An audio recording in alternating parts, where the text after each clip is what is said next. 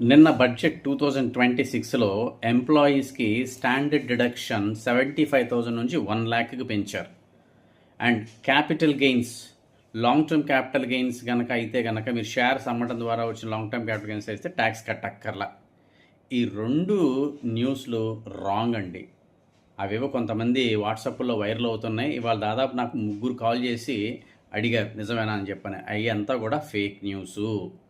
నిన్న బడ్జెట్లో ఎంప్లాయీస్కి ట్యాక్స్ రేట్స్లో ఏ రకమైన చేంజెస్ చేయాలా, స్టాండర్డ్ డిడక్షన్స్లో కూడా ఏ రకమైన చేంజెస్ చేయాలా. న్యూ స్కీమ్ ప్రకారంగా స్టాండర్డ్ డిడక్షన్ 75,000 వస్తుంది. క్యాపిటల్ గెయిన్, షేర్స్ అమ్మటం ద్వారా వచ్చే క్యాపిటల్ గెయిన్స్కి ఏ రకమైన ఎగ్జంప్షన్ లేదు. ట్యాక్స్ నార్మల్గానే పడుతుంది. అండ్ ఈ సెక్యూరిటీస్ ట్రాన్సాక్షన్ ట్యాక్స్ పెంచారు కదా అంటే ఎస్ పెంచారు. అది కేవలం ఫ్యూచర్స్కి, ఆప్షన్స్కే. నార్మల్గా మీరు డెలివరీ తీసుకునే వాటికైతే కనుక ఆర్ ఇంట్రాడే వాటికైతే కనుక సెక్యూరిటీస్ ట్రాన్సాక్షన్ ట్యాక్స్ పెంచాలా. ఈ 3 న్యూస్లు బాగా రాంగ్ ఇన్ఫర్మేషన్తో వైరల్ అవుతూ ఉన్నాయి. So be alert.